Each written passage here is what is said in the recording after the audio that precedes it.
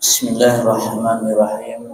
Assalamualaikum warahmatullahi wabarakatuh. Waalaikumsalam warahmatullahi wabarakatuh. Alhamdulillahirabbil alamin. Wal 'aqibatu lil muttaqin. Wala 'udwana illa 'alal zalimin. Allahumma shalli wa sallim wa barik ala sayyidina wa maulana Muhammadin sallallahu alaihi wasallam wa ala alihi wa ashabihi wa man tabi'ahum bi ihsanin ila yaumiddin, amma ba'du. Bapak Ibu kaum muslimin yang semoga selalu dirahmati dan diberkahi Allah Subhanahu wa taala. Kematian dan kuburan ini salah satu keadaan dan salah satu tempat yang sengaja Allah jadikan agar kita ini menjadi takut, bukan takut ada hantu beranak dalam kubur, enggak. Agar kita bisa mengambil pelajaran dari satu keadaan dan satu tempat itu. Tapi anehnya, kalau kita melihat dan memperhatikan kondisi umat Islam sekarang ini, akibat jauhnya mereka dari ilmu yang dibimbing dengan Al-Quran dan Sunnah dengan pemahaman salafus soleh, membuat dua perkara ini seakan-akan nggak ada bekas, nggak ada pengaruhnya sedikit pun dari rasa takut. Apa buktinya? Jangan lihat, ketika ada orang mengiringi jenazah, gotong mayit, mengantarkan ke kuburan, itu nggak ada sedih-sedihnya orang, nggak ada, Pak. Nggak ada pas menangis, meneteskan air mata, minimal berkaca-kaca, nggak ada, Pak. Yang ada cekikian. Ya. Mereka lebih milih untuk berada di belakang, ketemu sama sahifnya, ya, baca apa bisnis, baca apa sekolah, anaknya sekolah di mana, bisnismu bagaimana. Ada yang bicara masalah poligami, ada yang bicara masalah janda, itu mengantarkan mayit, bicara masalah janda, cekikian, Pak. Ya. Sampai kemudian mereka di dalam kubur pun mengantarkan mayat di dalam kubur, masih sempat-sempatnya ketawa. Itu, Pak. Ya. Kadang sampai, ya Allah, kok saya tidak wedi ya, dikasih pelajaran sama Allah dengan cara kamu tuh bawa mayit, kamu masuk di kuburan, kok nggak ada rasa takut-takutnya? Nggak ada, Pak. Ya. Maka hari ini, kalau nanti memang tidak nututi waktunya, kita sambung di Jumat yang akan datang. Tema kita hari ini adalah tentang masalah ziarah kubur. Sebuah tema yang mungkin sebagian besar di antara panjenengan sudah banyak yang tahu. Tapi juga tidak sedikit di antara kita yang masih belum paham tentang masalah ziarah kubur ini. Yang pertama, ya, tujuan dari ziarah kubur itu adalah dalam rangka untuk mengingat mati, mengingat akhirat. Jadi kuburan itu, Bapak Ibu, itu bukan tempat rekreasi. Kuburan itu bukan tempat wisata. Kuburan itu bukan tempat senang-senang. Kuburan itu bukan tempat kita mengumbar tertawa. Bukan, Pak. Itu tempat kita oleh Allah Subhanahu wa taala disuruh ingat mati, disuruh ingat akhirat, itu di kuburan. Nah, ada orang ya juga aneh aja gitu loh. Ketika dia ziarah kubur, ya seneng, Pak. Orang ziarah kubur itu seneng, bahagia gitu. Ya, bahkan kebahagiaan itu kemudian dia simbolkan, dia wujudkan dengan bentuk selfie. Ya, selfie kadang dengan foto gini ya, kadang di video dia selfie begini, si syuting sama dia, Lur, saya sekarang ini posisi ada di petilasan Mbah Bolong. Di selfie Pak, di video. Atau lur, mon beda beda aperloh, beda doa, atau nitip engkok lah. Ya, tak sampaikan nanti ke Mbah Bolong. Di video Pak. Ya, kemudian diunggah di medsosnya. La ilaha illallah, sambil dia senyum-senyum gitu ya. Ini ada terjadi begitu. Orang ziarah kubur masuk di kuburan bukan semakin orang tambah takut, enggak. Orang tambah seneng Pak, tambah ketawa. Lihat dia selfie gitu ya, kok lucu gitu ya. Maka kemudian dia tertawa yang melihat itu. Ya. Nah, ini sudah jelas melenceng dari tujuan dari ziarah kubur. Makanya Nabi Shallallahu Alaihi Wasallam itu ingatkan kita, untuk nahaitukum an ziyaratil kubur. Dahulu aku itu melarang kalian untuk ziarah kubur. Kapan ini?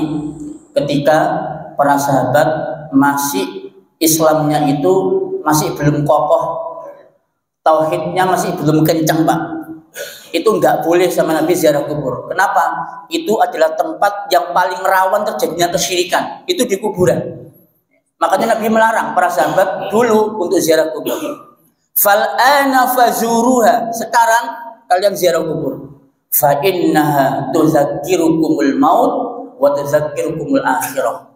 Karena ziarah kubur itu mengingatkan mati dan mengingatkan akhirat. Ya. Itu tujuan yang pertama. Nah, kemudian yang kedua, tujuan dari kita ziarah kubur itu adalah dalam rangka untuk memberikan salam. Ya, memberikan salam. Ya, insya Allah jenengan sudah tahu doanya semua. Assalamualaikum ya ahlad diyar minal mu'minin wal mu'minat wa inna insyaallah bikum lahikun nas'alullaha lana walakumul afiyah. Itu doa atau salam kita ketika kita ini memasuk kubur Pak. Itu salam ya. Kita salam kepada penghuni kubur yang di situ, kita mendoakan kesejahteraan, keselamatan bagi mereka, dan kita insya Allah akan menyusul mereka. Kami memohon kepada Allah Subhanahu wa Ta'ala untuk kami dan kalian keselamatan. Jadi salam itu mengandung doa untuk mereka, juga doa untuk kita. Yang kedua, ya, setelah memberikan salam, kita ini kemudian mendoakan orang yang ada di kubur. Ya, mendoakan orang yang ada di kubur. Ya, itu tujuannya. Doa ini bisa macam-macam. Jadi yang pakai bahasa Indonesia juga boleh. Ya Allah, ampunilah penghuni kubur ini. Ya Allah, rahmatilah dia. Ya Allah, sayangilah dia. Ya Allah, luaskanlah kuburnya. Ya Allah, terangilah kuburnya, dan seterusnya. Kemudian yang ketiga adalah kita memintakan ampun kepada penghuni kubur selama dia itu muslim. Ya, saya ulangi, memintakan ampun kepada penghuni kubur selama dia itu muslim. Dalilnya Nabi Shallallahu Alaihi Wasallam bersabda ketika beliau selesai memakamkan salah seorang sahabatnya, beliau kemudian berdiri di sisi kubur, kemudian beliau mengatakan, istaghfiru li akhikum, mintakanlah ampun untuk saudara kalian ini, was'alu lahu tasbih, dan mintakanlah perkataan yang kokoh, yang teguh ketika menjawab pertanyaan malaikat. Fa innahul ana yus'al, sesungguhnya dia sekarang ini sedang ditanya. Beri salam, mendoakan, mintakan ampun selama dia muslim. Nah, kalau orang kafir gimana Ustaz? Ya, kita punya keluarga, punya orang tua, punya paman, punya anak, punya ponakan, punya bibi, kafir Ustaz, nggak Islam. Gimana kita ziarahnya? Ya, ziarahnya kita kepada keluarga atau kepada orang-orang kafir adalah diperbolehkan, hanya sebatas untuk mengambil pelajaran dari apa yang sudah mereka alami. Dalilnya perbuatan Nabi Shallallahu Alaihi Wasallam ketika beliau menziarahi makam ibunya. Beliau menziarahi makam ibunya. Nah, kemudian Nabi mencoba untuk memintakan ampun kepada Allah Ta'ala untuk ibundanya. Kemudian oleh Allah Subhanahu wa Ta'ala tidak diizinkan Nabi memintakan ampun untuk ibundanya, tetapi Nabi hanya diizinkan untuk menziarahi kubur ibundanya. Ini menjadi dalil ya oleh para ulama bahwa orang tua Rasul Shallallahu Alaihi Wasallam itu wafatnya, matinya bukan dalam keadaan muslim. Ini banyak orang yang tidak terima, Pak. Loh, kok bisa orang tuanya Nabi kok lancang banget mulutnya, berani mengkafirkan orang tuanya Nabi? Loh, cekta. Yang mengkafirkan orang tuanya Nabi itu Nabi sendiri apa kita? Ya kalau ada wahyu, Pak, yang memberikan informasi kalau orang tua Nabi itu muslim, wafatnya muslim kemudian masuk surga, itu insya Allah info itu akan masuk ke kita, sampai ke kita, Pak. Tidak mungkin info itu akan disembunyikan sama Nabi, nggak disampaikan sama umatnya, tidak mungkin. Ya. Tetapi berhubung Nabi menyampaikan ini kepada umatnya bahwa orang tua saya ini ada di neraka. Ya. Yang kedua, ketika ada seorang sedang menziarahi makam ayahnya, ya, kemudian orang ini berkata kepada Nabi, Aina abaka? Ya, afwan. Aina abi? Di mana tempatnya ayahku nanti di akhirat? Nabi diam, tidak jawab. Kemudian ketika orang ini pergi, orang ini dipanggil sama Nabi. Sini. Ada apa? Inna abi wa abaka finnar. Sesungguhnya ayahku dan ayahmu itu ada di neraka. Ya. Ini ketika dia ditanya, di mana kedudukan ayahku di akhirat? Nabi jawabnya begitu. Ya. Sehingga berdasarkan hadis ini, maka orang tua Nabi wafatnya, meninggalnya dalam keadaan tidak Islam dan mereka itu berada di dalam neraka. Nah, ya.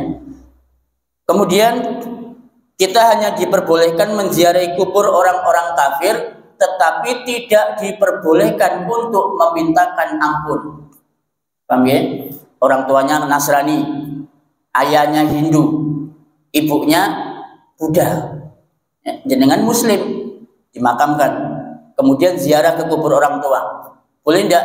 Ya Allah, tolong ampuni kedua orang tua saya. Boleh? Tidak boleh. Ya.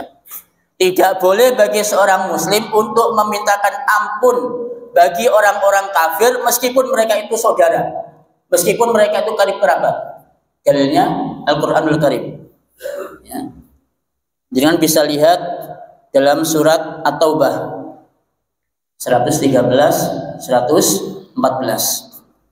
Maka nalin nabi, tidak sepatutnya bagi nabi, walladzina amanu, dan orang-orang yang beriman, an yastaghfiru, memintakan ampun, lil musyrikina, bagi orang-orang musyrik, walau kanu uli qurba, meskipun mereka itu adalah karib kerabat, meskipun mereka itu orang tuanya, meskipun dia itu anaknya, meskipun dia itu paman bibinya, keponakannya dan seterusnya, tidak boleh memintakan ampun bagi orang-orang kafir. Ya. Kalau masih hidup gimana Ustaz? Ya, keluarga, orang tua masih hidup, boleh nggak mendoakan? Nah, para ulama membagi mendoakan orang-orang kafir ini menjadi 3. Ya. 1, mendoakan orang kafir ketika hidup dengan didoakan supaya dapat hidayah. Ini boleh Bapak Ibu, boleh. Ya Allah, berilah petunjuk kepada ibuku supaya masuk Islam, boleh. Ya Allah, berilah petunjuk kepada ayahku supaya masuk Islam, boleh ini Pak. Ya, jangan doakan sebanyak-banyaknya. Yang kedua, mendoakan orang kafir yang masih hidup dengan doa yang sifatnya duniawi. Ya, contoh, ya Allah, tolong mudahkan rezeki ibuku, rezeki ayahku. Tapi dia masih kafir, belum muslim. Ini sebagian ulama membolehkan. Bolehkan itu urusan dunia, bukan urusan ibadah, bukan urusan akhirat. Ya, dilapangkan rezekinya, dipanjangkan umurnya. Tapi sebagian ulama tidak memperbolehkan mendoakan dengan panjang umur, murah rezeki kepada orang-orang kafir, tidak boleh. Kenapa? Karena ketika mereka panjang umur, mereka tambah berbuat kerusakan untuk umat Islam, ya kan? Dikristenkan kita, dikafirkan, kemudian mereka membuat makar dan sebagainya. Kemudian diluaskan rezekinya, ini juga nggak boleh. Sebagian ulama begitu, karena rezeki yang mereka gunakan itu untuk menghantam Islam. Itu menurut sebagian ulama, ya. Sebagian ulama mengatakan boleh, sebagian mengatakan tidak boleh.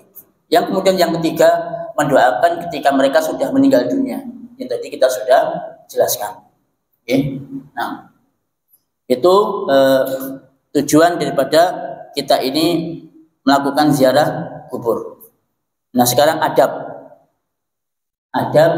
dan tata cara ziarah kubur. Yang pertama, tidak boleh melakukan safar, ya, bepergian jauh dalam rangka ziarah kubur. Apa ada dalilnya? Ada. Nabi Shallallahu Alaihi Wasallam bersabda, la tushaddur rihal. Jangan kalian melakukan perjalanan jauh, safar, bepergian. Ila salasati masajid, kecuali di 3 masjid ini, kata Nabi. Ya. Masjidil Haram, wa Masjidil Nabawi, wa Masjidil Aqsa. Ya. Jadi jenengan mengerahkan uang, tenaga, transportasi, akomodasi untuk melakukan ziarah kubur itu dilarang sama Nabi. Ya. Kecuali jenengan akan melakukan ziarah ke 3 masjid ini, itu baru diperbolehkan. Ya. Tapi kemudian para ulama memerinci, ya, sabda Nabi ini, apakah larangan ini juga berlaku untuk semuanya?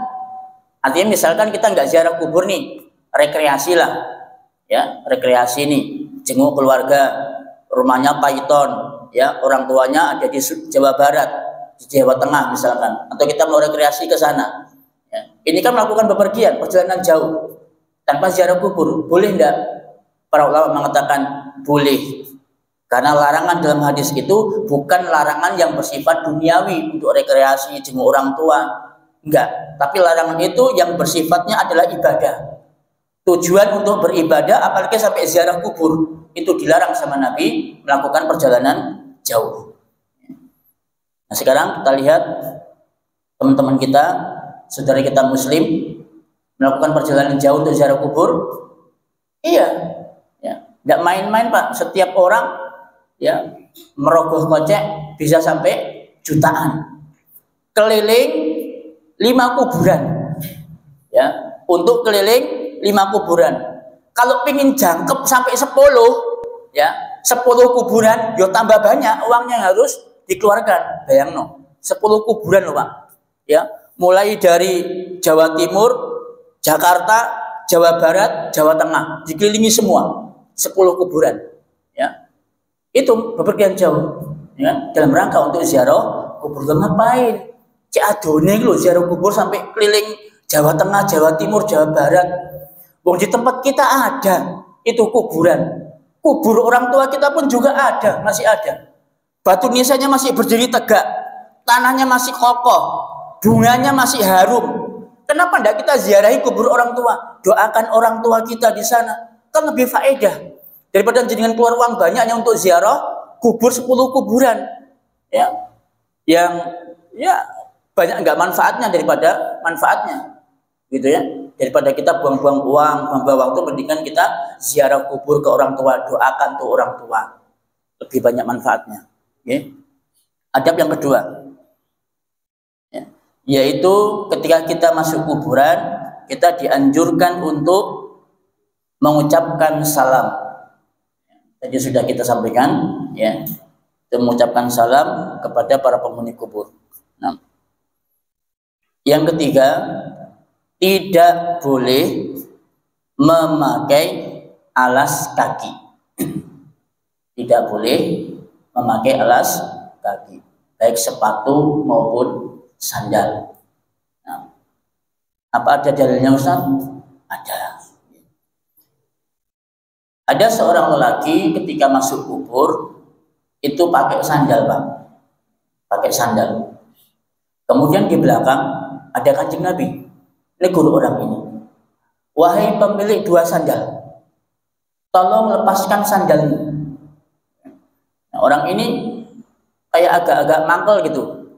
Siapa berani negur saya disuruh melepas sandal? Begitu dia tengok ke belakang, oh Kanjeng Nabi tiba. Akhirnya kemudian dia lepas kedua sandalnya, ya, untuk masuk kuburan. Sehingga berdasarkan hadis ini, para ulama mengatakan dianjurkan, ya, bagi orang-orang yang mau ziarah kubur untuk tidak memakai alas kaki. Apa tujuannya? Tujuannya adalah dalam rangka untuk menghormati mayit. Tuh Pak, ya, mayit itu masya Allah, ya. Ini Pak seorang Muslim yang hidupnya mereka terhormat, matinya pun juga terhormat Pak. Itu Muslim. Makanya Allah tuh benar-benar muangkel, jengkel, murka banget kalau ada orang lain yang menistakan, ya, menjatuhkan kehormatan seorang Muslim. Allah banget benci sama orang itu, ya, banget bencinya. Kenapa? Karena ini Muslim, ya, benar-benar darahnya, hartanya, kehormatannya, jiwanya itu dijaga sama Allah Ta'ala. Hidupnya dan juga matinya itu dijaga Pak, ya, dalam Islam begitu. Nah, makanya diantara bentuk penjagaan Allah kepada seorang Muslim ketika dia meninggal, kita dianjurkan untuk melepas alas kaki. Pertanyaannya, Ustadz, nek kuburan itu akhirnya ya apa? Ya, kalau kuburan itu banyak belengnya, gimana Ustadz? Masuk katanya gak sandalan tak? Nah, Bapak Ibu sekalian, alhamdulillah ya, kita mendapati kuburan itu gak kayak dulu. Kuburan sekarang itu benar-benar dipercantik sama kelurahan. Sampai kemudian kuburan itu dibikin apa? Jalan setapak. Jalan setapaknya kemudian nggak cuma jalan setapak, dipaving, ada yang sampai dicor. Coba jalannya. Berarti masih ada kemungkinan kita lewat kuburan itu nggak ada belengnya, nggak ada durinya. Maka lewatlah di jalan itu, kemudian kita lepas alas kaki. Ya. Sehingga tidak ada alasan bagi kita untuk tetap memakai alas kaki ketika masuk kuburan. Nah itu kayaknya andaikan pun tidak, ya, ada banyak duri, banyak beleng, ya mungkin kita bisa mengira-ngira lah mana yang ada belengnya tidak kita lewati, yang ada durinya tidak kita lewati, kita lewat yang tidak ada belengnya, nggak ada durinya. Okay. Yang ketiga, melepas alas kaki. Yang keempat, tidak duduk, tidak melewati, dan tidak menginjak kuburan. Tidak duduk, tidak melangkahi, dan tidak menginjak kuburan. Ini yang nomor 4 juga sering kita lihat, ya. Orang tuh ya Allah ceenake gitu Pak, kayak gak didosa blas gitu loh, gak punya rasa takut. Waktu mengantarkan jenazah ya begitu, kuburan dilangkahi. Waktu ziarah kubur juga begitu, duduk di atas kuburan. Salah gitu, duduk di atas kuburan sambil rokokan. Ya, ngantarkan kubur ini, ngantarkan mayat, duduk di atas kuburan sambil rokokan. Dibaca apa, Pak? Oh, maaf, tak temu empian, Cong. Ya Allah, ya. Ini banyak sekali kita melihat saudara kita Muslim begitu melakukannya. Ya mungkin karena belum masuknya ilmu ya kepada mereka sehingga kemudian mereka melakukan demikian. Maka kita yang sudah paham nih, ya, baik ketika mengantarkan mayit maupun ketika ziarah kubur, jangan duduk di atas kubur, melangkahi kubur maupun menginjak kuburan. Nabi Shallallahu Alaihi Wasallam bersabda, la an yajlisa ahadukum, sungguh salah seorang di antara kalian duduk ala jamrotin, di atas bara api, fatuharriku thawbahu wa jildahu, kemudian bara api itu membakar bajunya dan membakar kulitnya, khairun lahu, lebih baik baginya, min an yajlisa ala qabrin, dibandingkan dia itu duduk di atas kubur. Sampai kayak begitu perubahan Nabi. Ya, kita duduk di atas bara api, terbakar baju kita, terbakar kulit kita, itu masih lebih baik daripada kita duduk di atas kubur. Kok enggak oleh, kenapa Ustaz? Lagi-lagi Pak, ini bentuk penghormatan kita pada orang muslim yang sudah meninggal. Tuh, jasadnya harus dihargai, jasadnya harus dihormati. Enggak boleh kita memperlakukan mereka dengan semenang-menang. Ya. Yang kelima, tidak boleh meratapi mayat. Ya. Tidak boleh meratapi mayat. Nabi Shallallahu Alaihi Wasallam bersabda, "Arbaun fi ummati min amril jahiliyah." Ada 3 perkara. Ya. Di antara umatku, di mana 4 perkara ini termasuk perkara jahiliyah. Ya. Orang-orang Quraisy dahulu melakukannya. Yang pertama, al-fakhru fil ahsab. Orang yang bangga dengan kedudukan, nenek moyangnya, bangga dengan keturunannya, dan lain sebagainya, kebanggaan. Watta'nu fil ansab, kemudian dia mencela garis keturunan, ya, mencela garis keturunan. Wal istisqa'u bin nujum, kemudian dia menisbatkan hujan dengan bintang. Yang keempat, an-niyahah, yaitu meratap.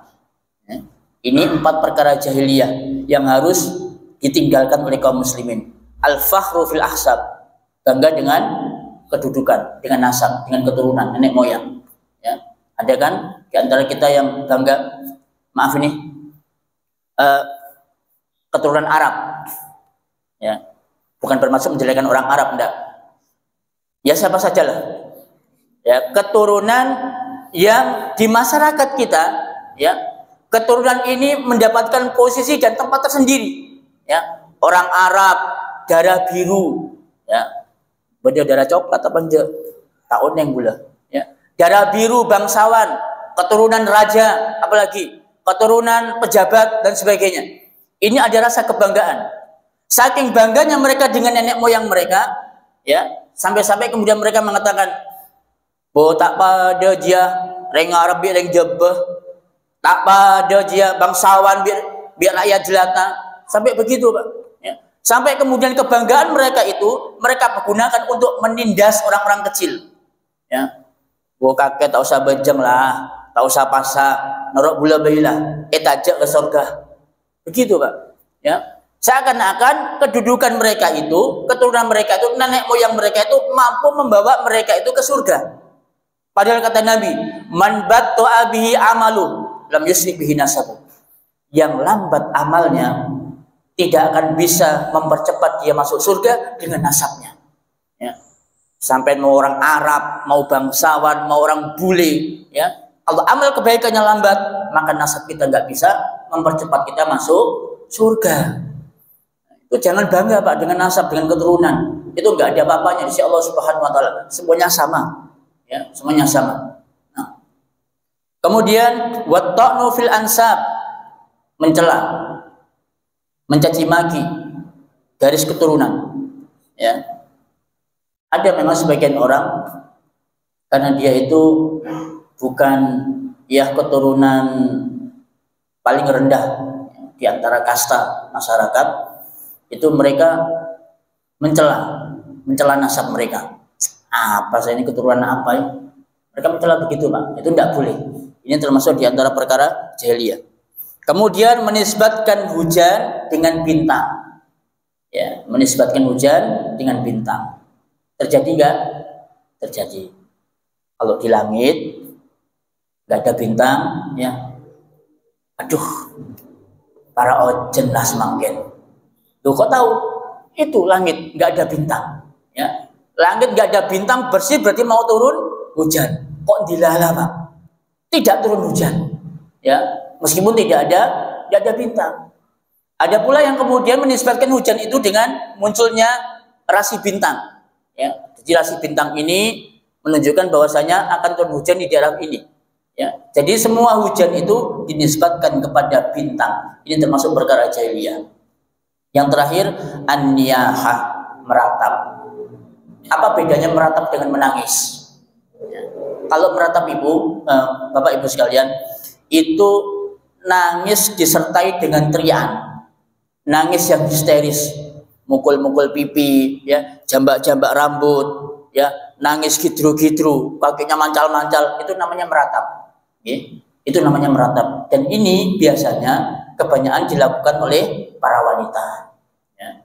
Karena mereka perasaannya memang sangat lembut, ya, halus sekali jiwanya, lihat kayak gitu goncang, sehingga kemudian mereka nangis sampai pingsan, gitu-gitu dan sebagainya.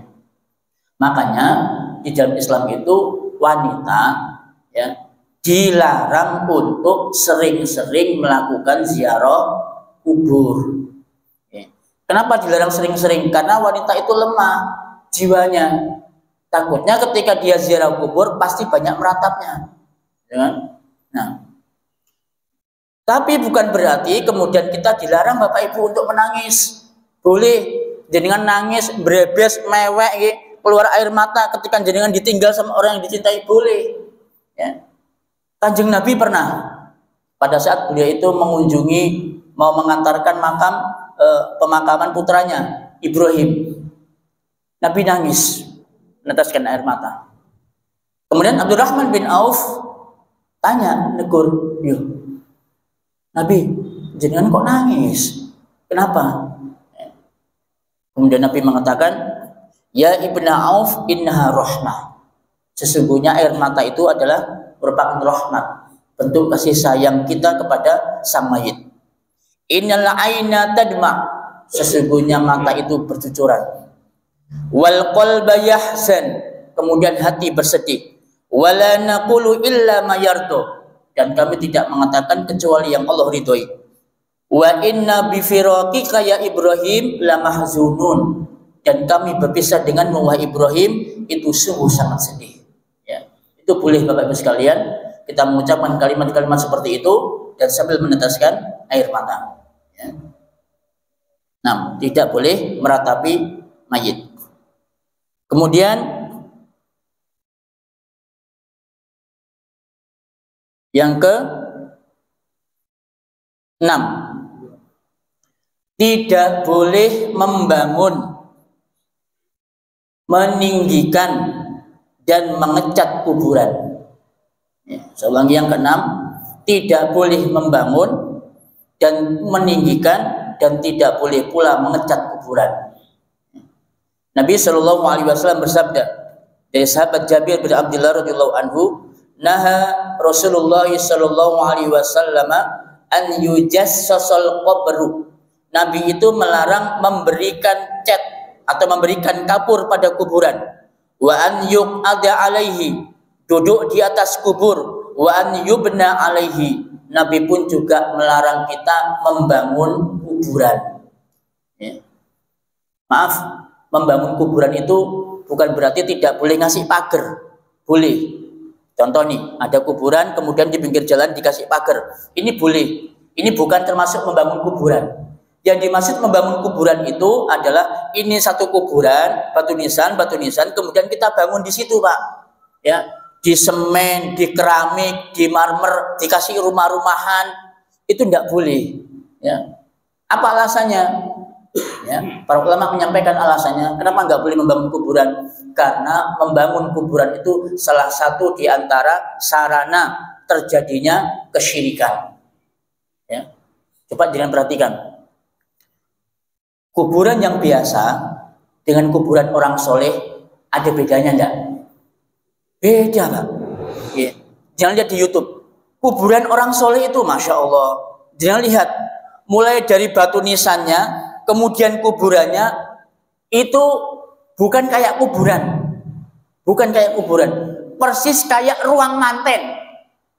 Ya, persis kayak kamar pengantin. La haula wala quwwata illa billah. Itu kuburan bukan manten. Ya, jadi kuburan kemudian dibangun, kemudian dikasih apa? Dikasih bangunan di atasnya, kemudian dikasih selambu, Pak. Setelah dikasih selambu, kemudian pinggirnya itu dikasih lampu, perlap-perlip. Kemudian dikasih bunga. Ya Allah, ini kan kamarnya manten ini, ya, bukan kuburan. Nah, ini salah satu di antara hikmahnya. Makanya kemudian coba bandingkan dengan kuburannya orang biasa, kan beda. Ya, paling cuma berupa tanah, batu nisan 2. Itu kuburan orang biasa. Tapi kalau kuburan orang soleh, masya Allah, ya, dibangun sangat luar biasa. Itulah Bapak Ibu sekalian mengapa alasannya kita ini dilarang oleh Nabi membangun kuburan. Nah terus Ustaz, nanti kalau kuburan keluarga saya hilang, bagaimana? Baik.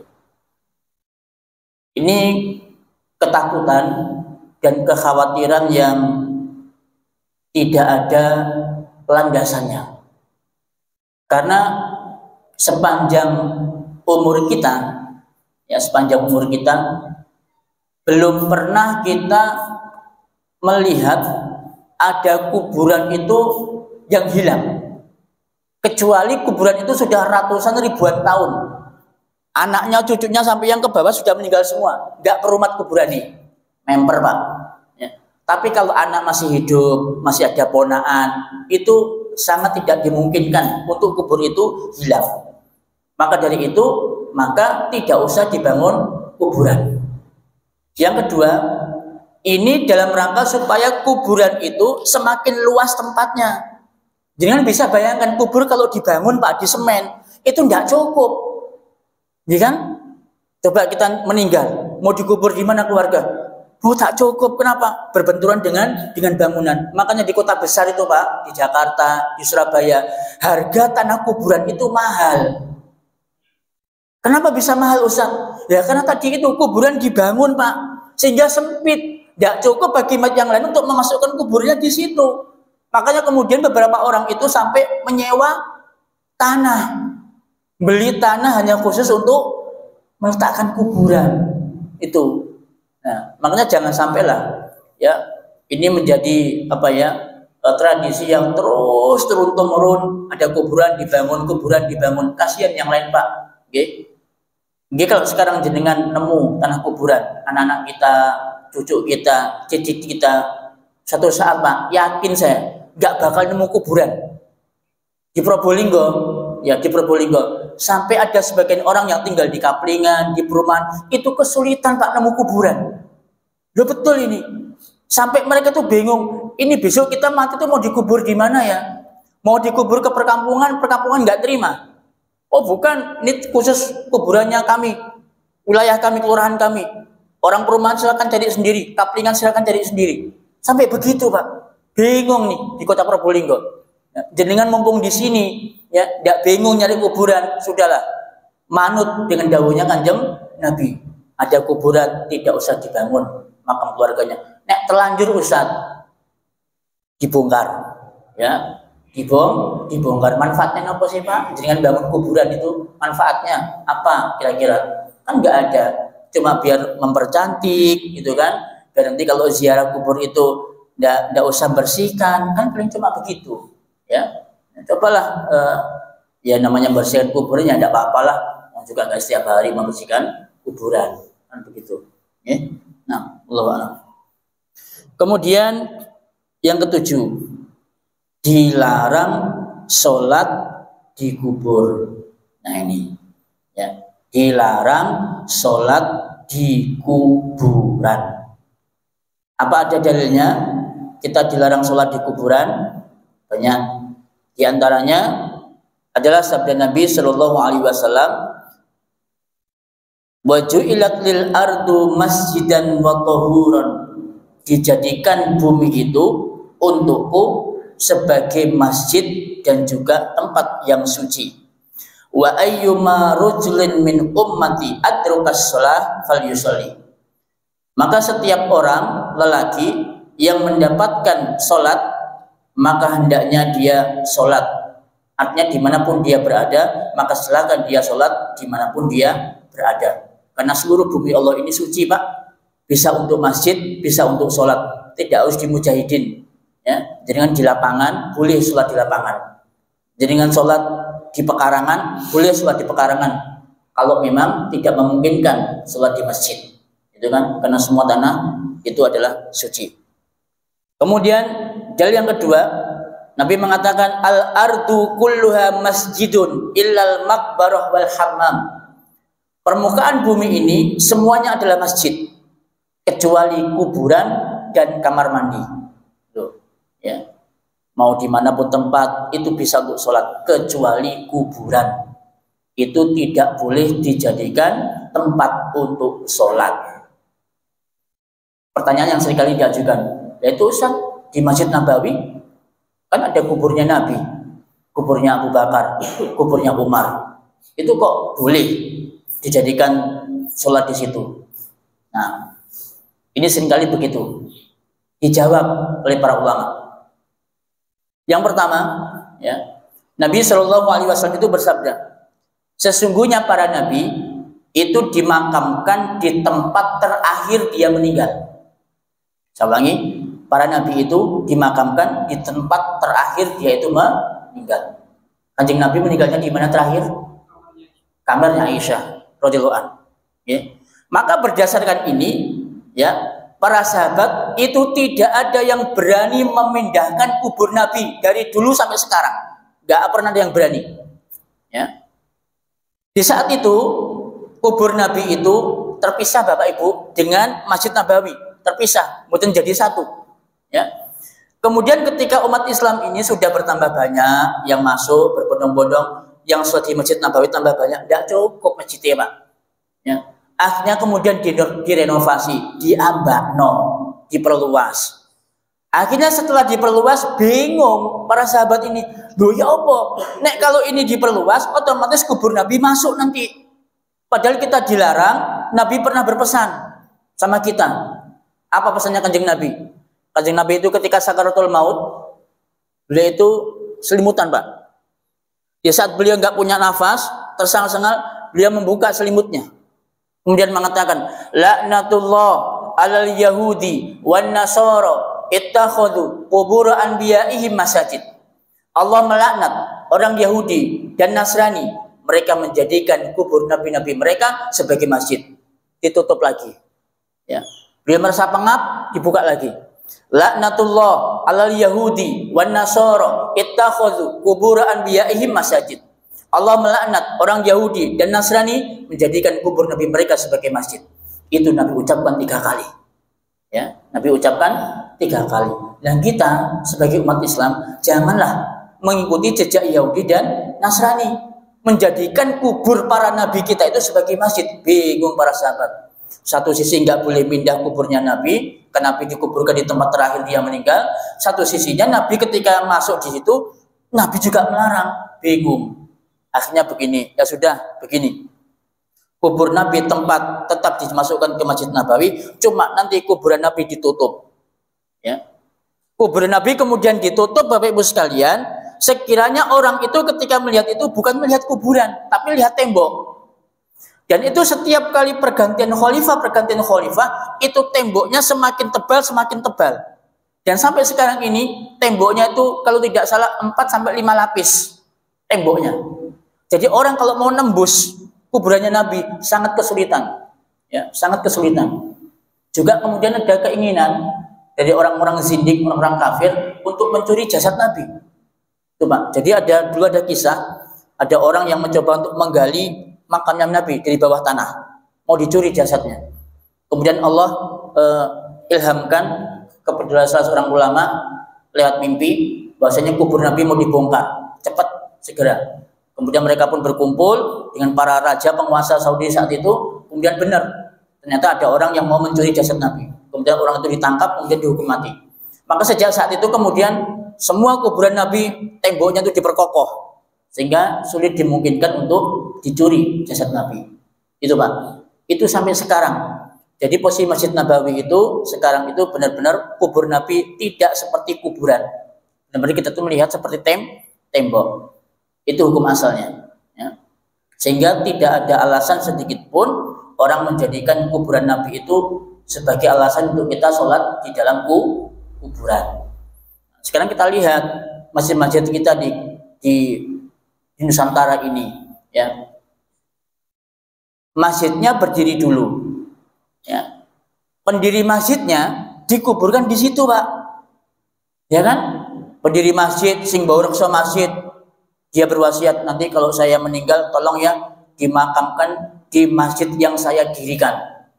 Akhirnya dirikan di situ, Pak. Ya. Nah, itu tidak boleh. Harusnya pemilik masjid, pendiri yayasan itu, pendiri masjid itu dikuburkan di tempat pemakaman kaum muslimin. Lah nanti gimana umat Islam misalkan jenengan mau masuk masjid apa mau masuk kuburan? Kan bingung. Masuk assalamualaikum ya ahla diyar, masa begitu? Padahal kita mau masuk masjid, bukan mau masuk kuburan. Bingung jenengan. Ya. Nanti ada orang datang, assalamualaikum ya ahla diyar. Saya masih hidup, belum meninggal. Itu ada kuburan. Tuh kan posang akhirnya. Ya kan? Nah itu Pak. Ya. Makanya di antara hikmahnya adalah jangan meletakkan kuburan di dalam masjid. Kalau kuburannya dulu gimana Ustaz? Kalau kuburannya dulu ada, maka masjidnya jangan didirikan di situ. Ya. Kuburannya sudah ada duluan, ya masjidnya jangan didirikan di situ. Tapi permintaan ya Ustaz, permintaan sesepuh, ini sepuh kelurahan dan sebagainya gimana? Yo jangan dituruti, ya. Itu kan permintaan yang batil, yang tidak hak, ya maka jangan dituruti. Maka bangun masjidnya jangan sampai di kuburan. Nah, sekarang kalau terlanjur gimana? Ya, kalau terlanjur, para ulama buat solusi begini, Pak. Jadi antara masjid dengan kuburan itu harus dipisahkan dengan tembok atau dipisahkan dengan jalan. Ya. Misalkan ini masjid, kuburannya ada di sebelah baratnya masjid. Maka sebelah barat masjid ini harus dibangun tembok lapis 2, ya, untuk memisahkan masjid dan memisahkan kuburan. Jangan cuma satu, jadi dua rangkap temboknya. Kenapa? Untuk membedakan antara ini masjid, ini kuburan. Nggak campur jadi satu. Itu solusi yang diberikan oleh para ulama ketika kuburan itu sudah menyatu dengan masjid, atau masjid menyatu dengan kuburan. Ya. Ini banyak sekali, Bapak sekalian, pelanggaran-pelanggaran yang dilakukan oleh umat Islam, di mana mereka itu sholat di dalam kuburan atau sholat menghadap dengan kuburan. Mengapa dilarang? Kok nggak boleh Ustaz sholat yang ada kuburannya? Karena sholat di dalam kuburan itu, ya, mendorong orang itu melakukan kesyirikan. Yakin sudah, Pak. Ya, kalau ada masjid, ada kuburannya, yakin sudah. Itu adalah sarana yang paling kokoh, yang paling pas untuk menjadikan orang itu jatuh ke dalam kesyirikan. Ya. Coba kita lihat kubur-kubur orang-orang soleh, ya, orang-orang soleh, baik miliknya warga, masyarakat dan seterusnya. Itu ketika sudah dimasukkan ke dalam masjid, apa yang terjadi? Mereka pun berbondong-bondong untuk ngalap berkah, ya, ngalap berkah di kuburan itu dan lain sebagainya. Sembari mereka sholat di dalamnya. Ini banyak di Ampel. Itu bukan hanya makamnya Sunan Ampel di situ, banyak ya Mbah Bolong, ya kuburan masyarakat ada di situ semua. Itu menjadi satu dengan masjid. Itu baru di Ampel, ya, belum di masjid-masjid yang lainnya. Ya. Nah, ini tersisa beberapa menit, ya. Sebelum kita sambung, mungkin ada pertanyaan dulu atau mau disampaikan, dipersilahkan. Monggo. Tentang penentuan jarak kubur seperti Kamis sore atau mau Idul Fitri, mau bulan puasa, itu banyak masyarakat melakukan ziarah kubur di hari-hari itu. Apa itu ada dalilnya? Nah, barakallahu fikum. Melakukan ziarah kubur di hari-hari tertentu atau bulan-bulan tertentu ini bagaimana? Ini para ulama ada khilaf, ada perselisihan, ada perbedaan pendapat. Pendapat yang pertama mengatakan bahwa ziarah kubur itu boleh dilakukan kapan saja, tidak terikat dengan hari, tidak terikat dengan waktu, tidak terikat dengan bulan, kapan saja. Maka barang siapa yang menyandarkan ziarah kubur dengan waktu-waktu tertentu, hari-hari tertentu dan bulan-bulan tertentu, maka dia terjatuh dalam perkara bid'ah. Itu pendapat pertama, Pak. Pendapat yang kedua mengatakan diperbolehkan dengan catatan, dengan catatan dia tidak mungkin melakukan ziarah kubur di luar waktu atau di luar bulan, yang mana bulan itu dia sudah tetapkan. Kenapa? Karena di waktu itu mungkin waktunya lebih longgar, dia waktunya libur dan lain sebagainya. Boleh. Contoh, ada orang kerja Pak, Jumat itu libur. Ada nggih? Ada kan sekolah yang Jumat libur, MI, MTS, Aliyah itu kan libur. Ya, enggak tahu yang sekarang ya, atau pesantren. Akhirnya apa? Untuk ziarah kubur karena Jumatnya libur, maka mereka melakukannya pada malam Jumat karena besoknya libur. Atau mereka melakukannya pada hari Jumat karena Jumatnya libur. Nah, ini boleh. Atau orang mengatakan tak ziarah kubur saya hari Ahad. Kenapa Ahad? Karena Ahad itu libur. Ya, waktu saya longgar banget. Maka saya tetapkan ziarah kubur hari Ahad. Boleh, boleh Pak. Boleh yang seperti ini. Ya. Nah, atau misalkan dia ziarah kuburnya pada saat puasa misalkan, mau puasa atau mau lebaran. Kalau dia itu berpendapat, saya waktu longgarnya Ustaz, kalau mau puasa. Kalau tidak mau puasa, mepet waktunya Ustaz, sibuk gawe apem, ya sibuk nyamno jajan riyo ya Ustaz. Gak sempet ya iki katanya poso, katanya riyo ya Ustaz. Tidak apa-apa. Kalau memang itu alasannya. Tapi ini alasan itu dengan buat-buat, ya. Sengaja wis pancen ya sengaja katanya poso, katanya riyo ziarah kubur. Kalau itu enggak ziarah kubur. Nah, ini takutnya jatuh pada pendapat yang pertama. Tapi kalau alasan jenengan enggak ada waktu yang longgar, yang luas kecuali di bulan itu, di hari itu, maka silakan lakukan. Tidak menjadi masalah. Oke, ini boleh. Nah, wallahu a'lam. Ada lagi pertanyaan? Enggak, Pak. Apakah ada siksa kubur atau nikmat kubur? Itu aja, Pak. Ya. Apakah ada siksa kubur dan nikmat kubur? Ahlussunnah wal Jamaah meyakini, mengimani bahwasanya siksa kubur itu hak. Nikmat kubur itu hak. Kan jenengan kan sering menyimak kalau Pak Mudin itu talqin, ya fulan bin fulan. Ya fulana bin fulan. Kalau datang kepadamu dua makhluk Allah, gitu kan? Maka jangan takut dan jangan gemetar. Kan begitu. Ya. Inna azabal qabri haq wa inna nikmatul qabri haq. Kan begitu modelnya. Itulah pendapat Ahlussunnah wal Jamaah, ya. Mereka mengimani bahwasanya azab kubur dan nikmat kubur itu adalah benar. Dalilnya banyak. Ya. Kalau mau dikumpulkan dalilnya banyak, baik di Al-Qur'an maupun hadis Nabi Shallallahu Alaihi Wasallam. Hadis Nabi, ya, saya sampaikan hadis Nabi. Nabi pernah suatu ketika melewati dua kuburan. Wa ma yu'adzabani fi kabir. Ini saatnya jam berapa? Terus tambah 5 menit. Oh, 10 menit. Oke. Ridho ya. Tambah 10 menit. Wa ma yu'adzabani fi kabir. Dan kedua orang penghuni kubur ini tidak diazab karena dosa besar. Amma ahaduhuma fayamshi bainan nasi bin namimah. Yang pertama, dia itu berjalan di antara manusia dengan adu domba. Wa ammal akharu la yastatiru min baulihi. Adapun yang kedua ini, dia tidak menjaga diri dari kencingnya. Tidak bersuci dari kencingnya. Makanya dia diazab. Ini contoh, ya. Jadi satu dalil mengatakan bahwa azab kubur itu adalah hak. Demikian juga nikmat kubur adalah hak, ya. Dengan hadis yang panjang Nabi menceritakan, jadi ketika mayat sudah dimasukkan ke dalam liang lahat, 7 langkah kita meninggalkan mereka, itu datanglah dua makhluk Allah, ya, untuk memberikan pertanyaan di dalam kubur. Kemudian mayat itu didudukkan, ya, mayat itu didudukkan oleh malaikat. Kemudian mereka diberikan pertanyaan.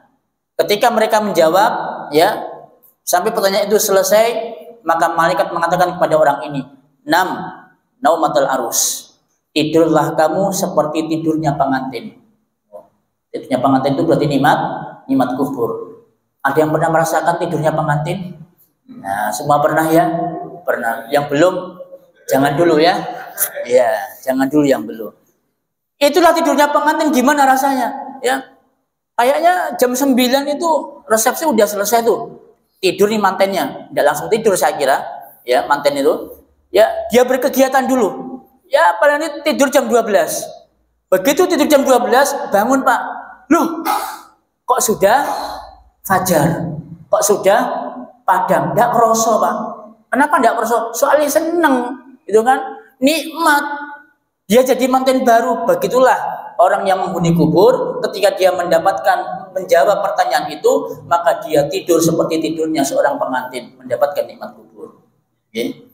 Itu banyak sekali dalilnya tentang masalah siksa kubur. Nah, wallahu a'lam. Ada lagi? Apa yang betul itu dalam mengantar jenazah, di depannya jenazah, apa di belakangnya jenazah?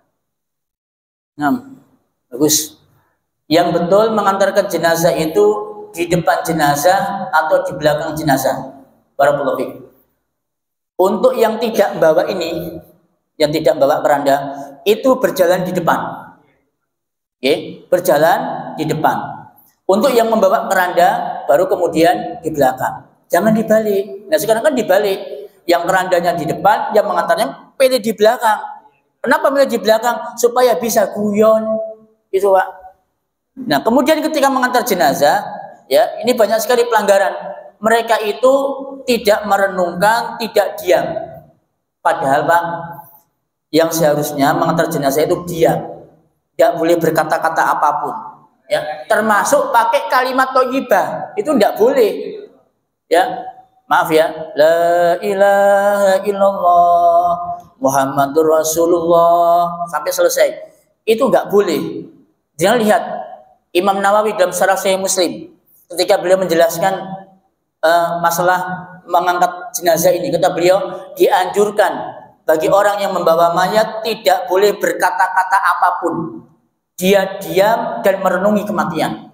Itu kata Imam Nawawi, ulamanya mazhab Syafi'i, tidak boleh Pak. Okay. Jadi posisi kita di depan, tidak boleh mengucapkan kalimat satupun, diam sampai selesai. Nah, Allahu a'lam. Ada lagi? Moga Pak. Okay. Nah, hukumnya baca Al-Quran di kubur. Ini nanti akan kita jelaskan sebenarnya dalam tema ini. Jadi nanti ada perkara-perkara yang diperdebatkan oleh para ulama ketika di kuburan. Contoh, baca Quran, terus nyirami kuburan dengan air, terus meletakkan di atas kubur itu karangan bunga-bunga. Itu beberapa hal yang diperselisihkan oleh para ulama. Itu nanti akan kita jelaskan di belakang ini. Setelah ini, insya Allah.